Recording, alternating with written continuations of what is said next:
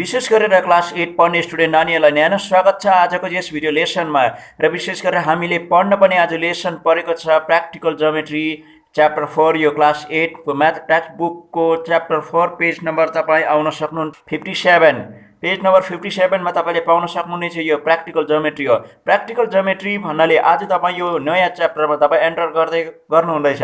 र कुनै पनि च्याप्टरमा तपाईँ पस्नुभन्दा अगाडि यसको राम्रो जानकारी तपाईले पाएको राम्रो हुन्छ र तपाईले के पढ्नुपर्ने यस च्याप्टरभित्र तपाईले के गर्नुपर्ने यसको इन्ट्रोडक्सन म तपाईको अगाडि दिन लागिराखेको छु। इन्ट्रोडक्सन तपाईको अगाडि एकदमै छोटो छ, तपाईले याद गर्नुपर्ने छोटकरीमा तपाईको अगाडि यो कुराहरू राखिराखेको छु, तपाईले ध्यानसँग तपाईले सुन्नु होला। यो कुरालाई तपाईले जब राम्रोसँग सुन्नुहुन्छ नि यो च्याप्टर सकेपछि तपाईले राम्रोसँग बुझ्न सक्नुहुनेछ। एक्जाममा तपाईले धेरै मार्क्सहरू तपाईले स्कोर गर्न सक्नुहुनेछ,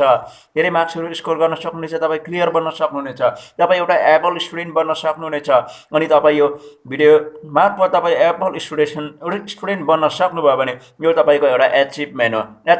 त्यसको निम्ति तपाईले राम्रोसँग तपाईले बुझ्न सक्नु पर्यो, पहिला बुझ्नु पर्यो, अनि त्यसको बादमा तपाईले प्र्याक्टिस गर्न लाग्नुहोस्, तपाईले राम्रोसँग बुझ्नुहुनेछ। ओके, यसै कारणले गर्दाखेरि यस च्यानलमा तपाईँ पहिलोचोटि हुनुहुन्छ भने सब्सक्राइब गरेर यसमा जोडिने तपाईँ नभुल्नु होला, किनकि यस च्यानलद्वारा तपाईले फुल स्टडी तपाईले पाउनुहुनेछ यस च्याप्टरको फर्स्ट टु लास्टसम्म। यसको लिङ्क तपाईलाई कमेन्ट बक्समा दिएको छ, तपाईले फर्स्ट टु द लास्ट तपाईले सिरिज वाइज हेर्न सक्नुहुनेछ। ओके, अब हामी जानेछौँ यस च्याप्टरमा हामीले के पढ्न पर्ने। सबभन्दा पहिलो कुरो तपाईकोमा हुनुपर्ने कुराहरू के भन्दाखेरि चाहिँ तपाईकोमा स्केल हुनु पर्यो, अनि स्केल विषयमा राम्रो नलेज तपाईकोमा हुनु पर्यो। स्केलको साथमा तपाईको पेन्सिलदेखि कम्पासहरू तपाईको हातमा हुनु पर्यो। कम्पास अनि ज्योमेट्रीमा भएको सबै पार्ट्सहरू तपाईको हातमा हुनु पर्यो। यी सबै कुराहरू तपाईको हातमा अप टु डेट हुनु पर्यो। यदि तपाईको हातमा यी सबै कुराहरू पुरा छैन भने प्र्याक्टिकल ज्योमेट्रीमा तपाईको बिचमा ह्याम्पर हुन जान्छ। यो तपाईको रेस्पोन्सिबिलिटी हो। जब तपाईले यस भिडियोलाई तपाईले हेर्दै जानुहुन्छ अनि एउटा कुरा तपाईले सुनिराख्नुहोस्, कुनै पनि प्रब्लम, कुनै पनि क्वेसन जब तपाईले पाउनुहुन्छ त्यो पाउनु साथ तपाईले त्यो भिडियोलाई तपाईले हेरेकै तपाईँ नजानुहोस्, तर त्यसको साथसाथै तपाईँ आफै पनि प्र्याक्टिस गर्दै जानुहोस्।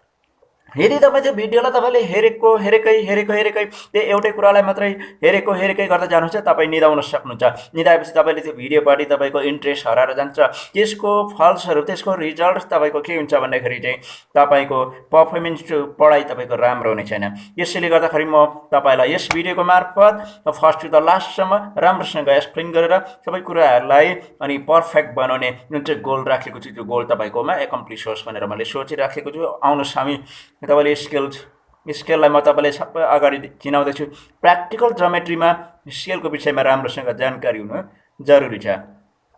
अब तपाईले यहाँनिर हेर्नुहोस्, स्केलमा तपाईँको 1 2 3 4 5 6 7 यसरी नम्बर लाइन जस्तै एउटा स्केल हुन्छ। स्केलको एउटा एकपट्टि हुन्छ तपाईँको हुन्छ यहाँनिर इन्चपट्टि हुन्छ, यो त्यसको बेसी युज हुँदैन, बेसी जस्तो हाम्रो युज यता सेन्टिमिटरपट्टि हुन्छ। अनि यहाँदेखि यहाँसम्मको जुन चाहिँ एउटा डिस्टेन्स छ त्यो डिस्टेन्सलाई चाहिँ 1 सेन्टिमिटर भन्छ। अनि भनेपछि यो 2 centimetre, 3 centimetre, 4 centimetre, 5 6 7 and so on centimetre गएर जब यो 100 सेन्टिमिटर पुग्छ त्यसलाई भनिन्छ 1 मिटर। 1 मिटर हुनको निम्ति 100 सेन्टिमिटर चाहिन्छ। ओके,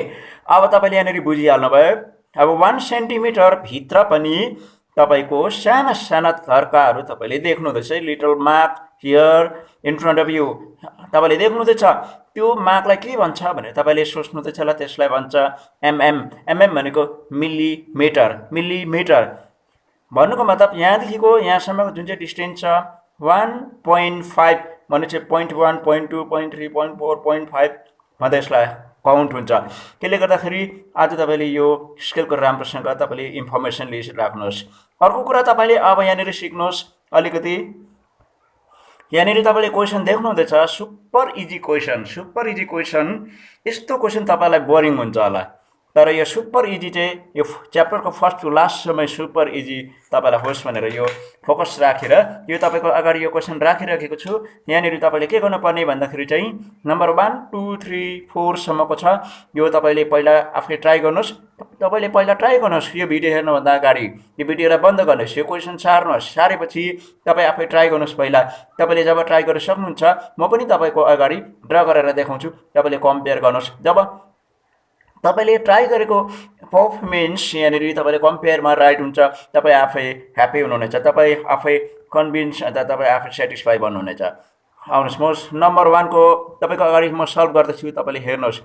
लेखेको छ 5 सेन्टिमिटर हामीले लाइनको नाम एबी अब हेर्नुहोस् मैले भन्दै थिएँ 5 सेन्टिमिटरको के हुन्छ भन्दाखेरि चाहिँ पहिला एउटा ऱ्यान्डम लाइन तान्नुहोस् both side arrow let us take 1 mark त्यो मार्कलाई तपाईँले 0 मा तपाईँले मिलाउनुहोस् यहाँनिर 0 मा मिलाएपछि कति भनेको छ 5 सेन्टिमिटर गर्नुहोस् 1 2 3 4 5 जब तपाईँ 5 मा आउनुहुन्छ तपाईँले केयरफुल्ली एउटा मार्क तपाईँले यहाँनिर लाउनुहोस् ओके फर्स्ट स्टार्टिङ पोइन्ट भयो ए लास्टिङ पोइन्ट भयो बी तपाईँले यहाँनिर सबै मार्क लाउनु पर्दैन लेख्नुहोस् जस्ट 5 सेन्टिमिटर भयो ओके क्वेसन नम्बर 1 को भइहाल्यो क्वेसन नम्बर 2 को म देखाउँदैछु तपाईँले हेर्नुहोस् मैले यो ड्र गर्नुभन्दा अगाडि तपाईँले एकचोटि ट्राई गरेको हुनु पर्यो ओके म गर्दैछु नम्बर 2 को नम्बर 2 मा छ तपाईँको 5.3 त्यसको निम्ति मैले अघि नै माथि भनिहालेँ त्यही प्रकारले तपाईँले एउटा लाइन जस्तै रेन्डमली एउटा स्ट्रेट लाइन युज गर्नुहोस् हेर्नुहोस् त्यसको बादमा एउटा मार्क तपाईँले फर्स्टमा लिनुहोस् त्यसको नाम राख्नुहोस् बी ए राख्नुहोस् त्यसको बादमा तपाईँले यो ए जुन चाहिँ एउटा मार्क छ मार्कमा केयरफुल्ली तपाईँले 0 सँग कोइन्साइड मिलाउनुहोस् मिलाएपछि त्यसको बादमा तपाईँले कति छ तपाईँले हेर्नुहोस् राम्रोसँग कति सेन्टिमिटर छ 5.3 सेन्टिमिटर ओके आउनुहोस् तपाईँ 1 2 3 4 5.3 सेन्टिमिटर 3 सेन्टिमिटर 5.3 भन्नाले 3.3 1 2 3 तपाईँ यहाँनिर आउनुहोस् यसरी यो सानो सानो धर्कालाई राम्रोसँग काउन्ट गरेर यहाँनिर तपाईँ आउनुहोस् यसलाई तपाईँले बी लेखेपछि तपाईँको भयो 5.3 सेन्टिमिटरको एउटा लाइन सेगमेन्ट भयो इन द सेम वे 6.1 को म तपाईँको अगाडि ड्र गर्दैछु 6.1 क्वेसन नम्बर 3 को 6.1 सेन्टिमिटर यसको लागि अलिकति यो लङ्गर हुनुको कारणले गर्दा यसलाई अलिकति हामीले अलिकति ऱ्यान्डम अलिकति लङ लाइन हामीले लिन सक्छौँ we can take longer line let us take 1 point as a starting point as a A है we can take A or P any alphabetical letter for a marking point okay and we have to draw 6.1 means 1 2 3 4 5 6 this equal 6 तपाईँले देख्नुहुँदैछ यहाँ 6 मा आइपुग्यो 6.1 मिनेपछि only 1 point यहाँनिर हामीले लिन्छ little bit more than 6 AB चाहिँ line segment 6.1 centimetre त्यसरी तपाईँले अलिकति यो आज तपाईँले यो किन मैले देखाइरहेको छु भन्दाखेरि चाहिँ यो स्केलको मार्किङ तपाईँले रिकग्नाइज होस् भनेर अब अर्को आयो 4.5 क्वेसन नम्बरमा 4.5 देखाउँदैछु तपाईँले ध्यानपूर्वक हेर्नुहोस् ल हेर्नुहोस् नम्बर 4 मा 4.5 सेन्टिमिटर छ अब हामी ड्र गर्दैछौँ एउटा लामो लाइन लिँदैछ यहाँदेखि हाम्रो लाइन सेगमेन्ट अब अलिकति यहाँनिर हेर्नुहोस् एउटा मार्किङ पोइन्ट यसलाई पी अर्कोलाई क्यू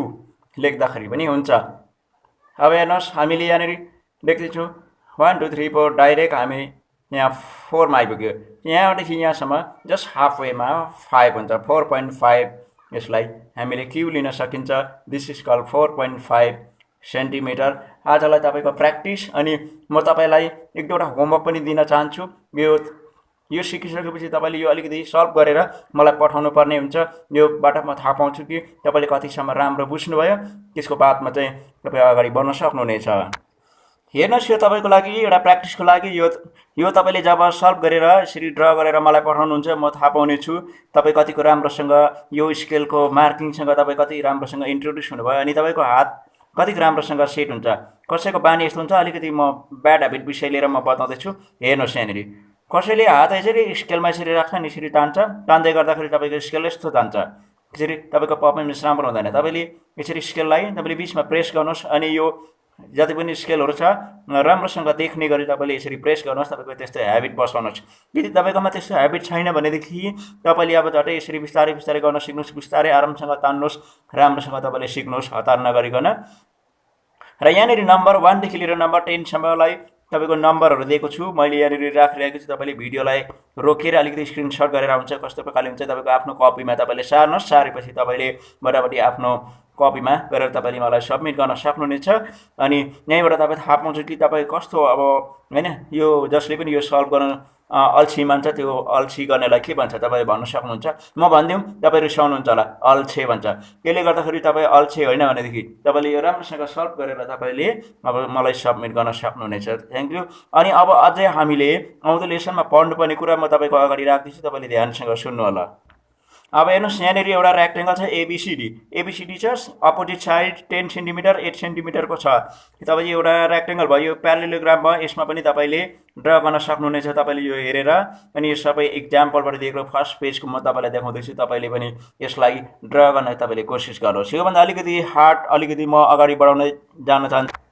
हामीले एउटा रेक्टेंगल ड्रा गरिसकेपछि यसको डायगोनल पनि हामीले ड्रा गर्न सिक्छौं करेक्टली हामीले 10 सेन्टिमिटर लिएर तपाईले ट्राई गर्दै गर्नुहोस् जब यो च्याप्टरमा पुग्न भन्दा अगाडि तपाईले यो ट्राई गर्दै गर्नुहोस् जब ट्राई गर्नुहुन्छ तपाईले त्यसको डिफिकल्टिजहरु विषय तपाईलाई याद हुनेछ कस्तो प्रकारको डिफिकल्टिजहरु तपाईले फेस गर्नुहुन्छ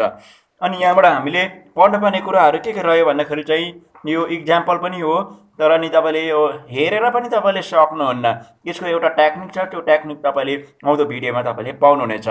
तपाईले प्रतीक्षा गर्नु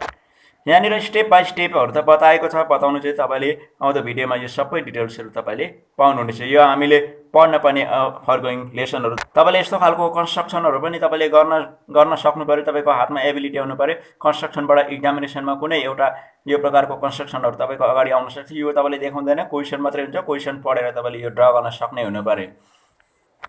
एक्सरसाइजहरु तपाईले देखिहाल्नुभयो यो देख्नु साथ तपाई तर्सिनुहुन्छ तर जब यो भिडियोलाई तपाईले राम्रोसँग हेर्दै आउनुस् फलोअप गर्नुस् नट डिफिकल्ट तपाईलाई म इन्करेज गर्दैछु तपाईले यो सबै सल्भ गर्न सक्नुहुनेछ नि आउँदो दिनहरुमा यो सबै तपाईले यसको सल्भ भएको तपाईले पाउनुहुनेछ तपाईले अघि हेर्दै हुनुहुन्थ्यो 4.1 को 4.1 को चाहिँ तपाईले अलिकति इजी खालको हो यो भन्दा अलिकति सारो खालको छ यसमा धेरै कन्फ्युजिङ कुराहरु छ यो पनि तपाईले आउँदो भिडियोमा पाउनुहुनेछ यो भन्दा अझै सारो छ यसमा एंगल पनि इन्भल्भ भएको हुन्छ तपाईले यहाँनिर तपाईले देख्नुहुन्छ एउटा क्वाड्रिलेटरल एउटा ट्रायंगल एउटा कुनै पनि फिगर तपाईले बनाउनु पर्छ जसमा चाहिँ एंगल पनि इन्भल्भ भएको हुन्छ भन्नुको मतलब तपाईले अब यो लेसन सिक्दै गर्दाखेरि 105 120 60 डिग्री 30 डिग्री 45 डिग्री तपाई कम्पास युज गरेर सिक्नु पर्ने कुरा हुन्छ तपाई डोन्ट वरी म सिकाउँदै जाने छु तपाईले सिक्दै जानुहोस् तपाईले सबमिट गर्दै जानुहोस् यो तपाईले राम्रोसँग सिक्नुहुनेछ अब हेर्नुस् यहाँनिर क्वाड्रिलेटरल कन्सेप्ट कम्प्लिट भएको छ यहाँनिर सबै एंगलहरु इन्भल्भ भएको छ अनि त्यसको साथसाथै यहाँनिर तपाईले अघि देख्नुभयो यहाँनिर खाली साइडहरु मात्रै इन्भल्भ भएको थियो भने अब यहाँनिर तपाईले डिग्री पनि मिल्नुपर्छ यो करेक्ट हुनु पर्यो कि जस्तो सुकै आफूले जस्तो चाहे त्यस्तै गर्न पाउँदैन यहाँनिर तपाईले हेर्नुभयो यहाँनिर अघि तपाईले हेर्नुहुँदै थियो एंगल पनि इन्भल्भ भयो भनेर अब यहाँदेखि उता चाहिँ तपाईले अलिकति पजलहरु पनि फेस गर्नुपर्ने हुन्छ त्यो पजलहरु पनि तपाईले यहाँनिर फेस गर्न तपाईले सिक्नुहुनेछ यसमा चाहिँ साइड एन्ड द एंगल सबै इन्भल्भ भएको हुन्छ यहाँ 4.4 को क्वेशनहरु तपाईले देखेर तपाईले ट्राई गर्दै गर्नुहुन्छ होला यसको चाहिँ तपाईले पछाडी एन्सरमा पनि तपाईले पाउनुहुने छैन तर तपाईले यसमा यो सबै सल्भ भएको तपाईले पाउनुहुनेछ र बाँकी लेसन अब तपाईको अगाडि आउनेछ हेर्दै गर्नु होला एज अ ट्युटोरियल